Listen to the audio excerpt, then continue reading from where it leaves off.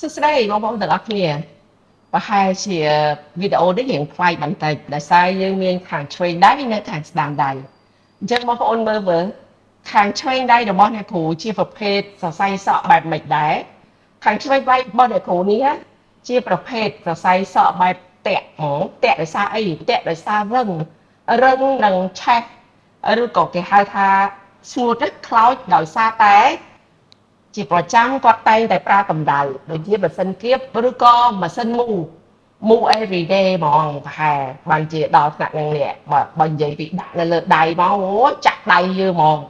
ចាគឺជាប្រភេទសរសៃសក់ស្ងួតប្រភេទខ្លោចចាហើយនៅខាងស្ដាំដៃរបស់អ្នកគ្រូនេះជាប្រភេទសរសៃសក់ដែរលេងពណ៌សក់លេងពណ៌សក់មិនអ្នកអស់គ្នាមានឃើញទេមកសរសៃគាត់ឆ្កឹះសក់នៅពេលដែលគាត់ឆ្កឹះអញ្ចឹងសក់របស់គាត់នឹងអត់ខ្លោចទេតែវាប្រេះហើយវាយឺតវាយារអញ្ចឹងខាងស្ដាំដៃនេះ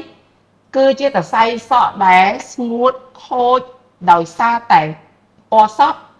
ឆ្កឹះលាបលេងពណ៌ច្រើនវាទៅជាយឺតយារឆ្វេងដៃរបស់អ្នកគ្រូខ្លោចដោយសារតែប្រើកម្ដៅដៃលើសប្រមាណធ្វើឲ្យសរសៃសូត្ររបស់សក់ទាំងពីរនេះខូចនិងទ្រុឌទ្រោមឆេះអញ្ចឹងនៅមុខអ្នកគ្រូក៏មានផលិតផលដែរតកតងជាមួយនឹងផលិតផលអត់ឆាប់ប្រហែលជាប្លែកអី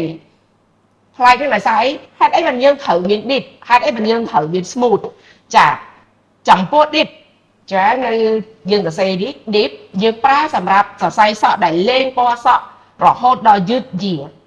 រលួយ dip មិនមែនជាផលិតផលដែលធ្វើឲ្យទន់ទេក៏ប៉ុន្តែ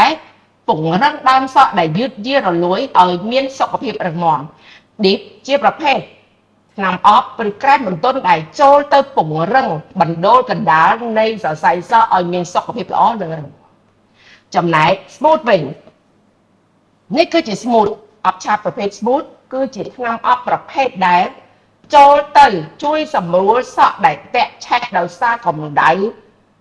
នៃម៉ាស៊ីនគៀបម៉ាស៊ីនផ្លុំឬកម្ដៅព្រះអាទិត្យដែលប្រើលើសប្រមាណនៃសុខភាពសក់នេះវានឹងទៅពន្លាអាប្រភេទរឹងចាក់ដៃបានដូចលួងនេះធ្វើឲ្យ smooth រលោង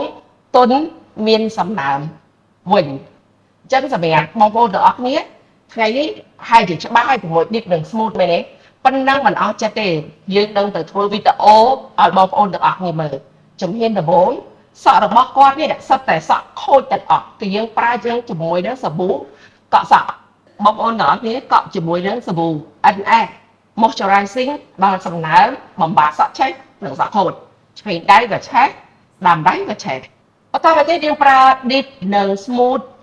សម្រាប់សក់ខាងឆ្វេងខាងស្ដាំបែបអត់លាយចូលគ្នាណាគឺយើងដាក់មកគ្រប់គ្រាន់សម្រាប់ខ្សែសក់ប្រហែលជាប៉ុនមេដៃនេះ2ដងលាយជាមួយនឹងចា spray វីតាមីន E នេះដាក់10ក្រាមពីបំបែកបញ្ចូលគ្នាឲ្យសោះហើយលាបទៅលើសរសៃសក់ហ្នឹងចំណុចដែលលាបមុនដំបូងបំផុតគឺលាបពីចុងសក់មុនលាបពីចុងសក់ម៉ាស្សាប្រើដៃមេដៃឈ្លីបំបែកបញ្ចូលវីតាមីនពីផ្នែកខាងក្រោមហើយយើងដណ្ដោះបន្តិចម្ដងរហូតដល់ផ្នែកខាងលើរួចហើយយើងបាញ់ស្ប៉ាក្នុងការដែលបាញ់ស្ប៉ាអស់ទឹកម្ដងបាញ់ស្ប៉ាឲ្យអស់ហើយទុកឲ្យត្រជាក់10នាទីលាងសម្អាតទឹក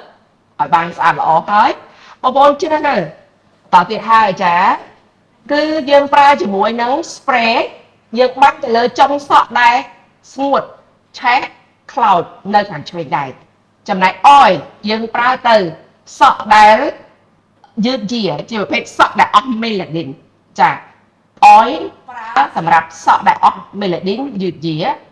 spray ប្រើសម្រាប់សក់ដែលឆេះខ្លោចបាញ់ទៅលើចុងសក់នោះអ្នកទាំងអស់គ្នានឹងទទួលបានសរសៃសក់ទន់និងរលោះរលោង